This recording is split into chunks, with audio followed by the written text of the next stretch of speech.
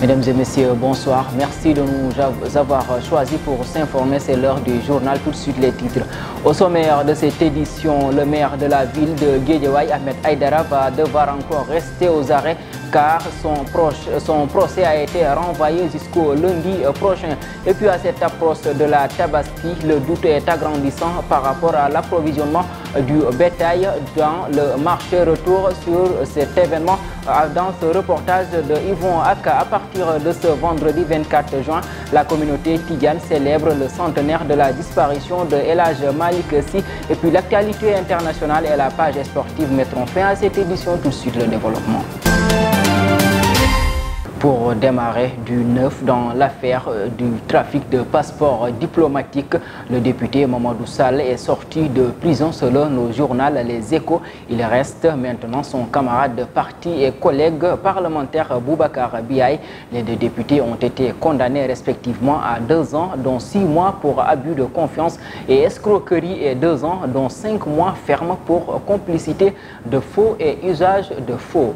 Et puis à cause de l'embargo économique et financier de la CEDEAO, le Sénégal ne pourra pas s'approvisionner en moutons en provenance du Mali pour la fête de Tabaski de 2022.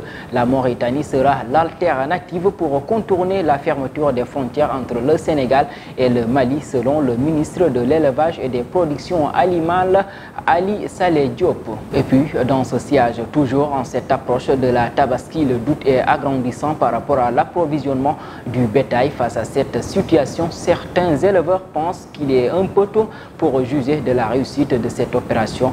Par contre, d'autres sombrent dans l'incertitude qu'il n'aurait assez de moutons pour la Tabaski de cette année. Reportage Yvon Aka. L'approvisionnement en moutons sur le territoire sénégalais commence à devenir une inquiétude alarmante en cette approche de la Tabaski. D'une part, les vendeurs de moutons et certains éleveurs rassurent les citoyens et d'autre part, certains vendeurs ont une vision floue sur la situation des moutons. Écoutons les propos de Adam Ndour. En cette période, nous avons fait notre première sortie. Les gens nous demandent souvent si les moutons suffiraient. Pour en juger, il faut attendre à 1 semaine de la Tabaski. Parce que ce qui fait le constat, ce que nous dépensons, c'est énorme. Ensuite, les conditions que nous vivons sont difficiles. C'est pourquoi beaucoup préfèrent attendre jusqu'à l'approche de la fête pour installer leur stand. Modou Diouf nous révèle l'incertitude de la réussite de l'approvisionnement en bétail pour cette année. Pour le moment, c'est tôt pour en juger. Mais celui qui voudrait acheter un mouton doit le faire aussitôt car tout est cher ainsi que l'aliment de bétail. Il y a beaucoup de gens qui n'élèvent pas de moutons. Donc, le conseil que je donne est de se payer tôt son mouton par mesure de prévention parce que c'est pas sûr. En général, l'approvisionnement en bétail reste toujours un sujet incertain pour sa réussite prompte. Il est meilleur que chacun qui voudrait acheter un mouton pour la Tabaski prenne ses mesures de précaution. Justice, le procès de Ahmed Aïdara vient d'être renvoyé. Le maire de la ville de Guédiawaye restera encore aux arrêts jusqu'au lundi prochain pour revenir au tribunal pour son dossier. Pour rappel, il a été arrêté le vendredi dernier, 17 juin, lors de la manifestation de la coalition Yewwi Askan Wi. Puis la marche prévue par les leaders de la coalition Yewwi Askan Wi à Ziguinchor a été refusée. Saisie par les responsables du parti politique, la préfecture de Ziguinchor a avancé comme raison des mesures de sécurité prises depuis l'arrestation de Guy Marius Sagna et certains jeunes. Cependant, la grande manifestation prévue ce 29 juin est toujours maintenue par la coalition Yewwi Askan Wi. Comme je vous le disais dans les titres, la communauté Tidjane prépare activement la célébration du centenaire de la disparition de El Hadj Malick Sy à partir de ce 24 juin. Le lancement sera présidé le samedi 25 juin à Tivaouane par le président de la République Macky Sall en présence d'une délégation représentant le roi du Maroc. Plus de détails avec Allah Thiam. des hommes exemplaires qui ont marqué leur époque, Serigne El Hadji Malick Sy est une figure emblématique de l'islam. Se référer sur leur parcours et la bonne voie dans une société où les bonnes valeurs sont en voie de disparition. Tivaouane prépare massivement la célébration du centenaire du rappel à Dieu de El Hadji Malick Sy, prévu à partir du 24 juin 2022, dont le lancement sera présidé par le président de la République, Macky Sall, samedi 25 juin. Tivaouane prépare activement la célébration du centenaire de la disparition de El Hadji Malick Sy, prévu à partir du 24 juin 2022, dont le lancement sera présidé par le président de la République, Macky Sall, ce 25 juin 2022, en présence d'une délégation représentant le roi du Maroc. L'objectif des organisateurs est d'aider les populations à s'approprier des qualités du saint homme dans un contexte où la société perd ses repères. El Hadji Malick Sy, 100 ans après, lumière sur sa vie et son œuvre. Voilà le thème de la célébration du centenaire de la disparition du guide religieuse, prévu à partir du vendredi 24 juin 2022, qui se prépare activement à Tivaouane. À cet effet, le comité de pilotage a fait face à la presse